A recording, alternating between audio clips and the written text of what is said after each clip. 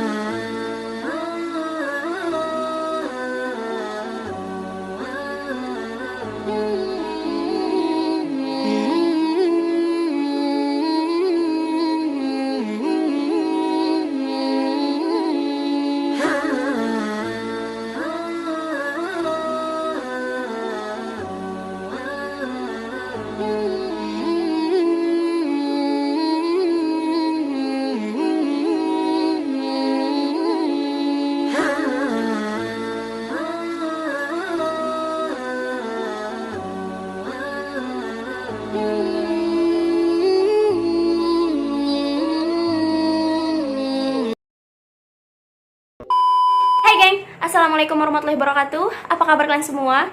Terima kasih ya geng sudah klik video ini. Baiklah geng, jadi seperti biasa nih, aku akan mengajak kalian bercerita dan membahas geng tentang sebuah sejarah Islam.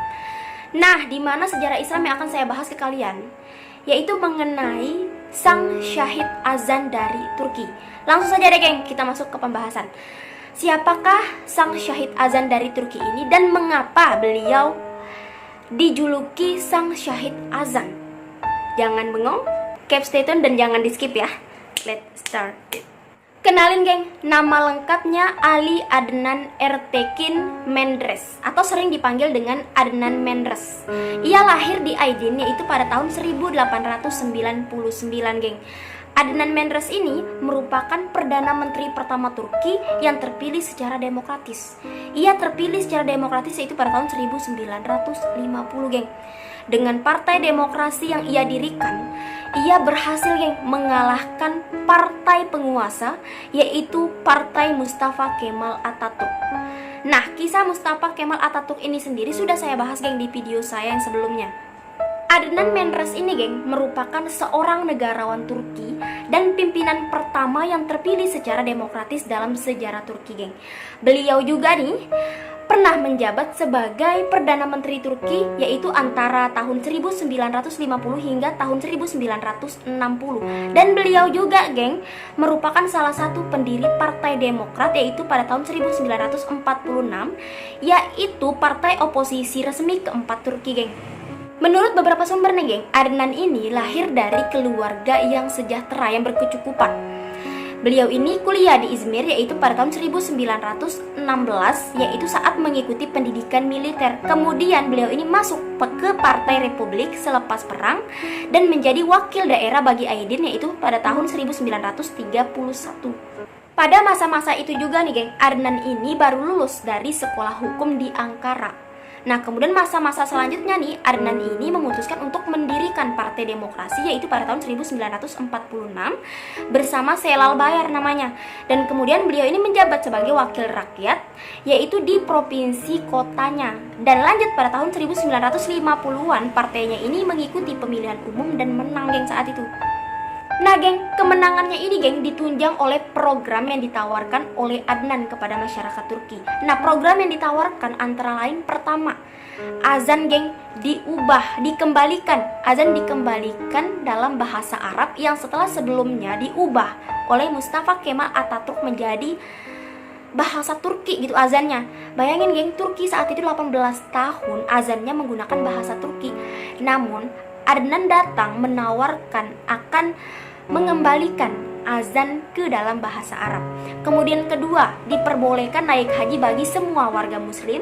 Kemudian ketiga, dibolehkan melakukan pengajaran agama Islam di sekolah-sekolah. Dan keempat, geng, dihapus undang-undang yang melarang wanita berhijab. Hasilnya, geng, mencengangkan. Partai Ataturk nih, geng, turun menjadi 32 kursi di parlemen Turki, geng. Sedangkan Partai Adnan, yaitu Partai Demokrasi, naik drastis menjadi 318 kursi, geng, di parlemen. Ini adalah sebuah hasil yang sangat spektakuler. Sekilas nih, geng, program-program yang digulirkan oleh Adnan Menderes ini sangatlah sederhana. Bahkan menurut beberapa sumber, analis Barat dan Amerika Serikat yang menganggap bahwa program yang dikeluarkan oleh Adnan Menderes ini akan gagal total. Namun kenyataannya, partai yang didirikan oleh Adnan Menderes ini justru memegang kursi terbanyak di parlemen Turki. Maka terpilihlah Adnan Menderes ini menjadi Perdana Menteri pertama Turki. Dan Ketua Partai Umum Demokrasi Jalal Bayar menjadi Presiden Turki saat itu, geng. Begitu ia dilantik sebagai Perdana Menteri, geng, semua janjinya saat kampanye ia realisasikan, geng. Ia langsung mengadakan sidang kabinet pertama, yaitu di awal Ramadan, dan memberikan hadiah Ramadan yang sangat mulia kepada warga Turki, yaitu berupa pertama, geng, azan untuk pertama kalinya dikumandangkan menggunakan bahasa Arab yang setelah sebelumnya diubah oleh Mustafa Kemal Atatürk itu ke bahasa Turki. Kemudian kedua, mencabut undang-undang yang melarang wanita berhijab. Ketiga, geng, memberikan kebebasan, membiarkan pelajaran agama-agama di sekolah. Kemudian memakmurkan masjid-masjid di seluruh penjuru Turki, geng. Lalu, geng, pada pemilu tahun 1954, Adnan Menderes dan partainya kembali menang telak mereka, geng. Sedangkan Partai Ataturk nih, geng, semakin tertinggal, yang hanya mengantongi 24 kursi saja, geng. Kemudian Adnan Menderes ini pun melanjutkan program islamisasinya. Ia kemudian membuka pembelajaran bahasa Arab, kemudian tilawah, kemudian tafsir di semua jenjang pendidikan sampai SLTA, geng. Bahkan, geng, Adnan ini juga mendirikan 10.000 masjid, kemudian 25.000 sekolah untuk tahfiz Quran, 22.000 sekolah khusus untuk menghasilkan para khatib, kemudian mubalik, dai, serta pengajar Al-Quran, geng.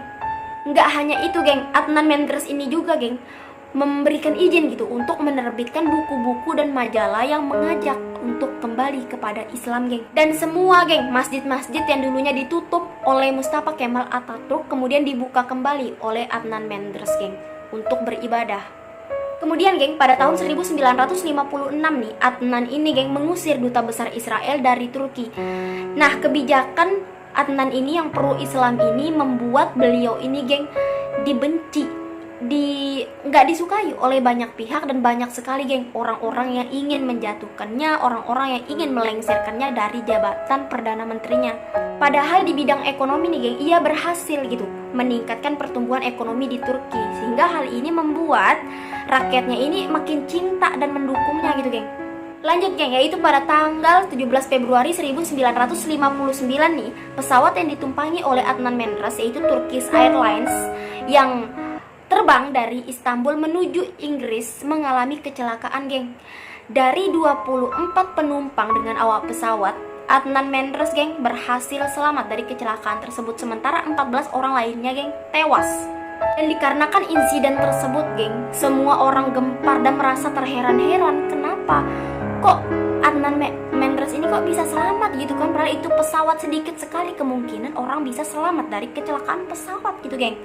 Lanjut, geng, yaitu di tahun 1960 nih, geng, pengikut setia nih, kaum sekuler, pengikut setia Mustafa Kemal Atatürk ini, geng, berencana mereka untuk menjatuhkan Adnan Menderes ini, untuk melengsarkan Adnan Menderes ini, karena mereka ini sangat membenci gitu Adnan Menderes dengan pola pemerintahannya yang Islamia gitu kan. Adnan Menderes ini, geng, dituduh melakukan korupsi, kemudian penyalahgunaan jabatan, hingga melakukan pelanggaran hak asasi manusia terhadap demonstran yang tak suka padanya, geng.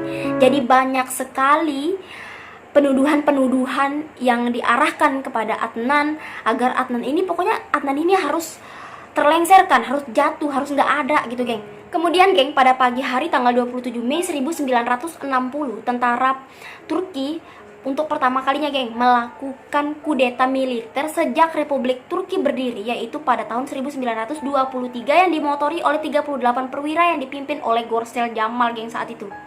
Partai Demokrat nih geng kemudian dibekukan. Adnan Menderes dan Presiden Jalal Bayar serta sejumlah menteri yang berada dalam kabinetnya geng ditangkap kemudian dikirimkan ke penjara Pulau Asa namanya. Jadi di sini geng nggak hanya kaum sekuler pengikut setia Mustafa saja gitu geng yang ingin menjatuhkan Adnan Menderes. Namun media-media pro Mustafa pun ikut geng. Mereka ini mendukung kaum sekuler itu, mereka juga ikut serta dalam menulis artikel yang mendukung aksi kudeta itu geng, sehingga Adnan Menderes ini pun geng terlengserkan, jatuh beliau geng, kemudian beliau dicopot dari jabatannya dan dipenjara. Akhirnya geng, yaitu pada tanggal 17 September 1961, pengadilan militer memutuskan geng untuk hukuman seumur hidup bagi Jalal Bayar, presiden Turki tadi.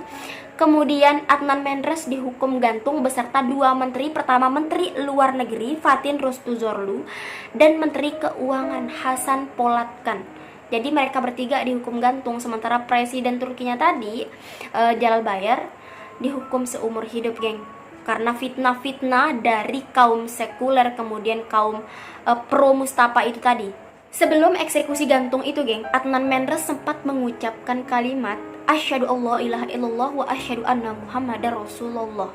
Adnan Menderes pun geng sang pejuang mengembalikan azan dan nilai-nilai Islam di tanah Turki akhirnya mati syahid di tiang gantungan geng. Kemudian nih geng, pada tanggal 17 September 1990 nih, yaitu setelah 29 tahun kematiannya, Perdana Menteri Turgut Özal kemudian mengembalikan geng kehormatan Adnan dan menteri-menterinya. Makamnya geng dipindahkan ke sebuah mausoleum di kota Istanbul, Turki. Bahkan geng, nama Adnan pun dijadikan nama sebuah universitas dan dijadikan juga sebagai nama bandara internasional di kota Izmir dan beberapa nama jalan di kota Turki geng.